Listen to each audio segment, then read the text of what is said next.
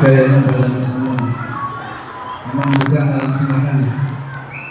Nah, sekali lagi, Assalamualaikum warahmatullahi wabarakatuh.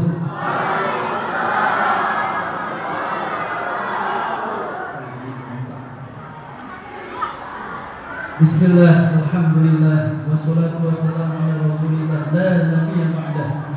Asyhadu an la ilaha illallah wa asyhadu anna Muhammadan abduhu wa rasuluh, mab'uts rahmatan lil alamin.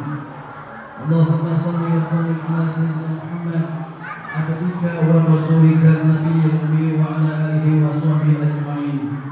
Faqad qala Allah ta'ala fi ayatihi al-karim wa huwa asdaqul qa'ilin.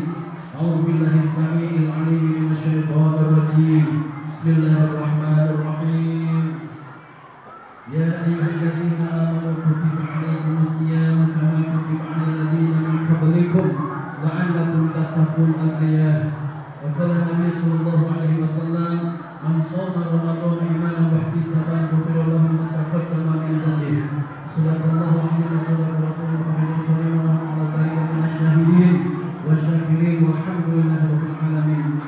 Yang saya hormati, yang saya muliakan para jamaah tarawih Masjid Jami Nurul Islam, mudah-mudahan selalu diberikan kesehatan oleh Allah dan mudah-mudahan panjangkan umur hingga kita bertemu dengan hari berikutnya. Amin ya rabbal alamin. Lalu pula kepada para alim, para ulama, para kiai, para asatidz, khusus para ustadz yang hadir di majlis di masjid Jami Nurul Islam ini, yang saya tidak sebutkan satu persatu, insyaallah bahkan dari Allah tidak mengurangi rasa hormat saya dan ta'zim saya. Semua yang mudah-mudahan para ustaz yang ada di masjid Jami Nurul Islam ini dimuliakan oleh Allah Subhanahu wa taala. Amin ya rabbal alamin. Para hadirin, para kaum bapak, para kaum ibu, para kaum pemuda, pemudi umat baginda Nabi besar Muhammad rahimakumullah. Tidak ada kata yang pernah saya ucapkan sehingga kita panjatkan puja puji syukur atas kehadiran Ilahil Ghafur Allah Azza wa Jalla yang telah melimpahkan dan mencurahkan dengan bermacam-macam jujuran nikmat kepada kita semua, yakni daripada iman orang Islam yang panjang umur diri nikmat sehat walafiat sehingga kita semua alhamdulillah atas izin Allah, atas gerakan Allah, atas hidayah Allah, atas taufik Allah, atas inayah Allah dapat berkumpul di masjid yang mulia ini dalam rangka ibadah kepada Allah Subhanahu wa taala. Mudah-mudahan ibadah kita yang wajib maupun yang sunnah dapat diterima oleh Allah Subhanahu wa taala dan mudah-mudahan menjadikan bekal kelak di akhir nanti. Amin ya rabbal alamin. Hadirin wal hadirat rahimakumullah. Puasa itu, rukun puasa itu ada 3 perkara. Kita puasa udah dapat berapa hari nih Bapak-bapak? Udah dapat berapa hari nih? Kalau yang full puasanya berarti Kamis, Jumat, Sabtu, berarti udah 3 hari ya? Udah 3 hari. Rukun puasa itu ada 3 perkara. Yang pertama, rukun puasa adalah niat. Ini kadang-kadang saya ulang-ulang tiap tahun sekali yang namanya niat.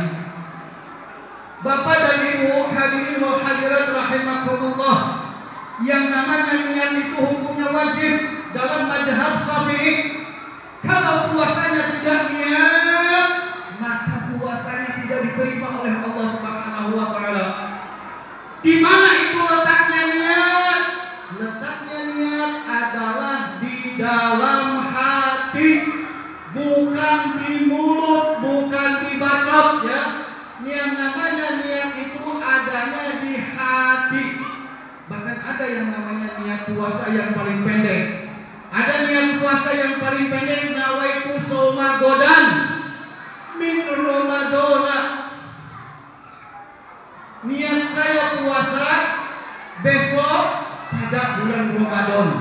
Tetapi oleh Imam Nawawi Al-Jawi Al-Bantani ditukil oleh beliau, niat puasa wa akmaluha, niat puasa yang paling sempurna itu kata Imam Nawawi Al-Jawi Al-Bantani, niat puasa yang sempurna nawaitu shauma godin an adai fardhi syahri ramadhani hadhihi sanati lillahi ta'ala, bukan Ramadana tetapi Ramadhani goni ya, yang berurutan bahasa Arabnya yang tersusun nawaitu soma goni. Ini kalau kata bahasa nahu, kalau di pesantren ini pakai ilmu nahu.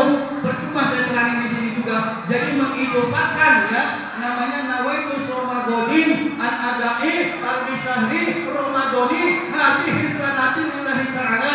Di dalam hati berniat, saya puasa esok hari padu bulan Ramadan tahun ini karena Allah Ta'ala. Boleh saya niat puasa esok hari pada bulan Ramadan tahun ini padu karena Allah Ta'ala.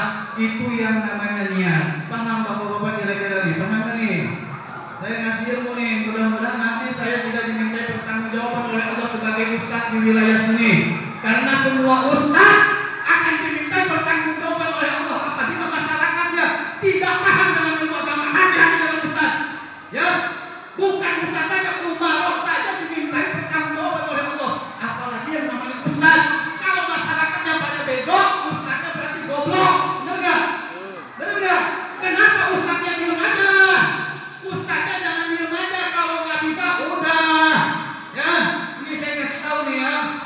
Hati-hati nih, makanya saya daripada saya nanti dimintai pertanggungjawaban oleh Allah nanti di akhirat, lebih baik saya di sini saya menyampaikan apa-apa yang saya bisa kepada para hadirin hadirat. Suatu saat nanti saya diminta pertanggungjawaban di akhirat, saya sudah menyampaikan tentang niat puasa kepada para hadirin hadirat. Benar, benar. Yang namanya niat, di mana pertama kita niat? Boleh niat itu ketika sesudah maghrib. Boleh sesudah maghrib. Di mana terakhirnya kita berniat puasa? Sebelum fajar terbit. Nah, itu namanya niat. Bagaimana misalkan kita lagi jima sama istri ya, lagi jima sama istri, lagi hubungan badan sama istri. Ketika di pertengahan kita hubungan badan sama istri nih ya, kita lupa niat. Jangan dikeluarin dulu kan? Jangan dikeluarin dulu. Lagi hubungan sama istri, jangan dikeluarin dulu. Kalau belum niat dulu. Bilang sama ibu sama mama, bah, tapi jangan dikeluarin bah. Kita belum niat puasa. Di situ boleh niat puasa kita ketika hubungan badan dengan istri. Benar nggak? Sebelum ngecrot, kita boleh ya. Sebelum ngecrot, sebelum keluar, boleh kita niat berpuasa ketika hubungan badan dengan istri. Paham nggak nih bapak-bapak? Gue bukan ngomong jorok nih, ini ngaji nih ya. Yang mengatakan ngomong gua jorok, bego tuh ya. Hati-hati nih. Ini ngaji nih. Yang namanya ngaji kalau di kulon itu bahasa itu harus dipahami, harus ditertili, harus diterangi. Ya, ini ngaji nih. Ini bukan ngomong jorok nih. Paham nggak? Ketika bapak-bapak berhubungan badan dengan istrinya, lupa niat puasa, boleh bapak berniat di dalam hubungan badan sebelum bapak ngecrot, sebelum keluar. Paham nggak ibu? Paham nih? Itu yang namanya niat. Yang kedua adalah puasa itu maknanya menahan. Puasa itu bermakna menahan. Menahan apa? Menahan lapar, menahan haus, menahan jima, dan lain sebagainya. Makanya yang namanya puasa itu beda ya. Yang namanya puasa itu perbedaannya ada 3 macam. Puasa itu ada 3 tingkatan. Bapak dan Ibu hadirin rahimakumullah. Yang namanya puasa ada 3 tingkatan. Yang pertama puasa shaumul awam, yang kedua puasa shaumul khawas, yang ketiga puasa shaumul khawasil khawas. Yang pertama puasa awam. Shaumul awam yaitu puasanya orang-orang awam yang cuma bisa menahan lapar, minum, lelah, letih dan jima. Itu puasanya orang-orang awam. Paham gak? Puasanya orang awam biasanya cuma menahan lapar, menahan minum, menahan haus, menahan jima dan lain sebagainya. Itu puasa awam. Kalau yang kedua, tingkatan puasa yang kedua namanya puasa shaumul khawas, yaitu puasanya orang-orang, yaitu puasanya para wali, puasanya para ulama. Bagaimana puasanya para wali? Bagaimana puasanya para ulama? Perbedaannya apa puasa para wali dan para ulama dan puasanya orang-orang awam? Kalau puasanya para wali, puasanya para ulama, mereka itu seluruh anggota badannya berpuasa. Seluruh anggota badannya berpuasa. beda dengan orang-orang awam yang berpuasa. Kalau para wali, kalau para ulama, seluruh anggota badannya ikut berpuasa. Ketika mereka berbuka puasa di maghrib, pada waktu maghrib, mereka melanjutkan berpuasa lagi hingga akhir hayatnya. Apa yang mereka lanjutkan berpuasa kepada Allah? Yaitu seluruh badannya, seluruh anggota badannya berpuasa hingga akhir hayatnya. Beda dengan puasa awam, cuma menahan lapar, haus, jima, dan lain sebagainya. Puasa yang ketiga yaitu puasa shaumul khawasil khawas, yaitu puasanya para anbiya. Apa itu para anbiya? Yaitu puasanya para nabi. Kalau para nabi berpuasanya berbeda dengan para ulama, dengan para wali, dengan para orang-orang awam. Kalau puasanya para nabi, yaitu kalau hatinya satu detik lupa kepada Allah, lalai kepada Allah. Sebagian mereka mengatakan kita sudah lalai kepada Allah satu detik, berarti Allah mengurangi pahala kita dalam puasa kita. Sebagian mereka lagi mengatakan kita sudah lupa satu detik, lupa kepada Allah satu detik, maka puasa kita batal. Itu perbedaan puasa puas yaitu puasanya orang-orang awam. Kira-kira paham nggak Pak? Paham nggak nih? Mudah-mudahan setelah saya sampaikan sedikit sekelumit apa yang saya sampaikan, mudah-mudahan ada hikmahnya dan ada manfaatnya, dan mudah-mudahan ada manfaatnya untuk kita semua. Amin ya rabbal alamin. Bukan saya yang mau panjang nih, karena ini urusannya dengan lelah letih bapak-bapak dan ibu-ibu. Mungkin ini saja yang bisa saya sampaikan. Mohon maaf atas segala kekurangan. Wassalamualaikum warahmatullahi wabarakatuh.